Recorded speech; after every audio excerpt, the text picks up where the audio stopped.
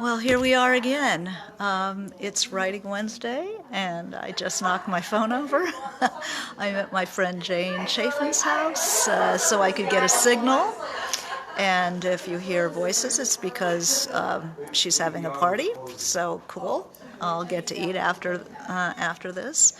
And we're just election night was last night, and so I thought I'd talk again about writing in these times now that I could get a signal. Hi, Alicia. See it? I got a signal. So this is Jane's house and some of her books. I became friends with her because she's a big Anais Nin fan, and I was at her house and I saw all the Anais Nin books. And once you find another Anais Nin lover, you're always going to be in good company.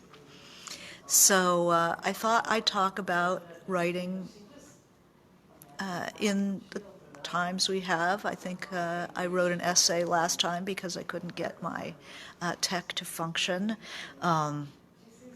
So that essay is on my blog, on my website, janetfitchwrites.com. And, thinking about how to write in a shitstorm, frankly. All writers have had to do that, throughout history. Very few people get to have peaceful times in which to, contemplate the moon and smell flowers and all that stuff, Most people write in the whirlwind. So we learn how to write in the whirlwind. Sometimes it's just a matter of clearing out just a little bit of space for yourself. Meditate a little before writing if you need to pull all that wild energy down into some more cohesive form, but it doesn't mean you have to be perfectly calm at all times. That's kind of robotic, and robots don't write anything very interesting. It's respecting your feelings, respecting that crazy feeling. If you feel panicky, if you feel depressed, if you feel outraged, you don't have to wait until you feel wonderful to write. You use the emotions you have. If you are feeling, say, outraged, you might find a character in what you're working on starts to get outraged. It doesn't mean you have to preserve your work against reality. You're the conduit. Reality is going to come in, and you're going to send it out through your work. The only terrible thing that can happen to you is that it doesn't come out. It just goes in, and just sits there and festers and broods up this terrible, kind of like making liquor or something. It just brews up this horrible alcoholic mess that just sits inside of you. Now, who's that going to help? How's that going to... that has to make these feelings have to make their way out into the world for you to find your balance. You're going to find your balance that way. That all these crazy emotions, all this crazy events come into your life, and then you have to find a way for it to come out, and the question that was asked last week is, what do I do if I'm not a particularly political writer? I'm a fiction writer. I'm writing about people in a small town, or I'm writing about people in a city, or whatever. I'm writing about relationships between people. But politics has and the times, the flavor of the times always comes through. If you read the literature of times in the past, if you take a look at American literature in the 40s during the war, or British literature, in the early 40s, late 30s, anywhere in the 30s, anywhere. The flavor of the times comes through even if they're kind of quiet works. Some people, maybe what you're writing is going to be political, is going to directly address the situation in the country or in your town. The Grapes of Wrath was a political work. Steinbeck was very concerned with how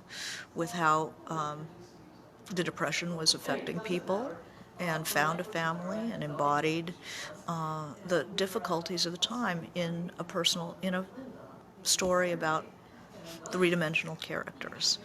As long as they're three-dimensional, as long as you keep them inhabited as real people, you're going to be writing literature. But he also wrote East of Eden, which was a more about personal. I don't mean his personal problems, but about big human problems that just are eternal and familial problems. But he picked up threads of what was going on in the world, and you can't help it. If you're an honest writer and emotions are coming through, it's going to reflect in the work. And it's the important thing is just to keep working and not say I have to wait until things calm down or until I calm down or something like that. Just pull it through. If you are working on something that you're having if you're working on something you have a hard time relating to anymore, it just doesn't seem right. Sometimes working deeper, making sure that your emotions come through, will save that. Well, I wanted to note that today is paperback publication day for Marina M. So I just wanted to have a moment to show off my new baby. So this is the way it's been. So big paper. And now we have light enough to put in your purse the new Marina M. And I'm happy to answer any questions. Those of you who are watching this live, ask me anything. I'm talking about writing through the storm now. And I have an essay that's up on my blog because of technical difficulties, but now I can answer your questions. What are you writing? How are you dealing with this current situation? I'm finding that I'm very drawn to the plight of the homeless that I'm seeing in the street. It's not just Skid Row anymore. It's every bridge, every park, everything. I know so many older people who are getting evicted right now. And it's like, what do I do? Do I buy a van? Am I going to have to move to the middle of the country, some little town? I mean, there's going to be a lot of variations of this, and I'm finding myself as a writer, I'm very attracted to the situation of people who find themselves in terrible housing problems. You might see like what is drawing you, not necessarily as a news hound, but what is driving, is interesting you as a fiction writer, where you can really see those lives and you think people should see those lives and not just statistics about them.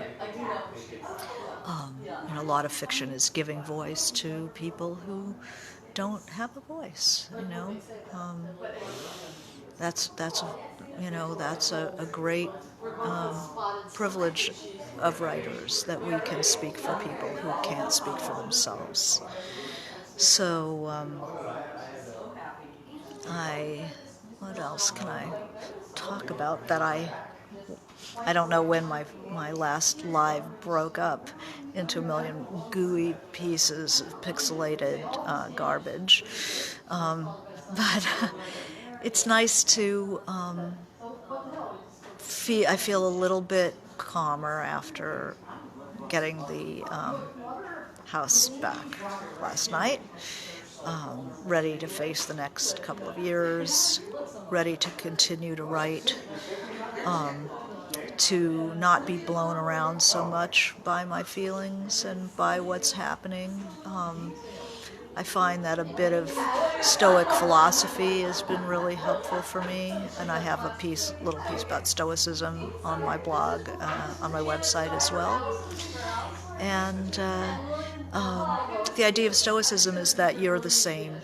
You should be, they believe that you should be, hey, hi Chelsea, that you should be the same whatever's happening. And we all know people like this. They're the same whatever's happening.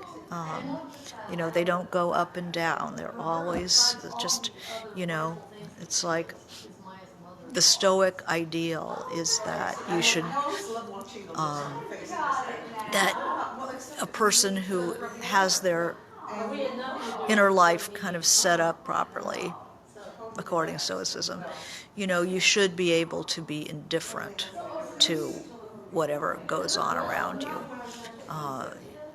That if you can't control it, that it's a matter of indifference. You do what you can, what's under your control, and then once it's out of your control, it should be a matter of indifference. And that is a very powerful philosophy. I tend to be extremely optimistic, but in these times I'm starting to be more stoic.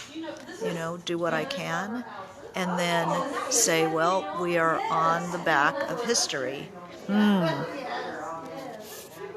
History. We're on a big, big horse right now, and we've been working very hard to get some control over that horse. But in fact, like so much of life, there's only so much that's under our control. So I'm happy to answer questions about writing in these times.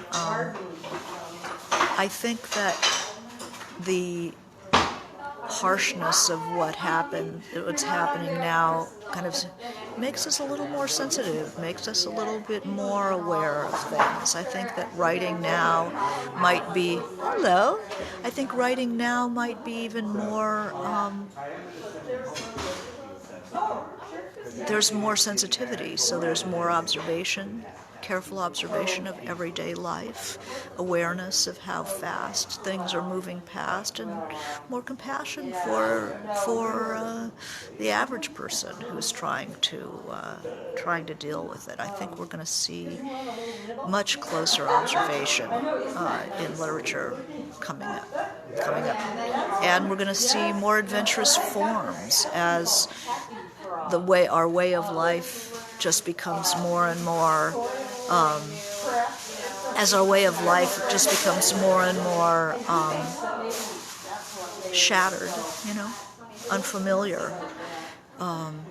That forms that are unfamiliar, that might be more shattered, that might be more playful, I think we'll see more of that rather than less. I think the conventional forms are starting to not hold the way we're perceiving the world, and so there might be a new impetus to hybrid forms, fragmented forms, all of that kind of play. And it's important to continue to play. I'm reading Pussy Riot, what's her name? Nadia took, I don't know, I have it at home. She's saying it's got to be fun. It's more the kind of old yippie idea that, political action should be fun. And writing, can be fun, and especially if we're feeling dreary, just to play with form sometimes is a really a life-giving experience, to try something out in a playful form. And it can be serious stuff in a playful form. So I'm happy to answer questions about writing now. Where are you getting stuck? What's that out there in the interwebs? I am interested in. Let's see, what am I reading? I'm reading. One of the things I'm reading is Joyce Carol Oates' book. She has a book on writing that's called. It's like something about Soul at the White Heat, I think it's called, after a quote from Emily Dickinson. And it's about writing, the intensity of writing. And she was saying about the different reasons that people write. I think there are 5 different reasons that she writes. And the first one is what she calls commemorative writing, which is where you recreate a time and a place that you think is going to be forgotten in the rush of what's happening now. That there's going to be a lot of retrospective writing. There's, for myself, there are eras that I've lived through that I really think I'd like to preserve. I don't think people necessarily have had my experience of being a young person in the 70s, and the cities were just, it was, a total shithole, and the aftermath of the 60s, and where people were at that time. I think there's kind of a blank space now that needs that literature. I think the 50s, the beat world, has been kind of overlooked, and we're ready for the beat world again. They lived under, McCarthy. They lived under Eisenhower. They lived in a very politically repressive time, and yet they lived very freely. They had a lot of fun. They didn't expect that things would go well. They didn't have any money. And they have a lot to say to us, and their the beat way of life has a lot to say to us right now. But after the revolution of Marina M. and then the upcoming chimes of a lost cathedral, I don't think I'm going to be writing deep history for a long time. So if there's anything I can, anybody who has any questions, I'm certainly happy to talk about that, whatever your sticking points are. Also, I'm going to be teaching up at Idlewild Arts in April, a 3-day writing retreat, so keep me in mind. I'll post links and stuff when it's more firmed up. But it's a retreat as opposed to a class. And when I was teaching up at Esalen, I fell in love with a different kind of teaching than I'd done before. Pico Iyer, who I taught with at Esalen, was much more intuitive and kind of in the moment. Like, what is the moment calling for? And that was a new way of teaching. Very exciting. So if there's no questions for me, I think I'm going to take off now. But I wish you good writing and happy paperback for the Revolution of Marina M. today. And we'll be back next week. So if anybody has topics that you'd like me to take on, please list them in the comments. All right, thank you. Bye.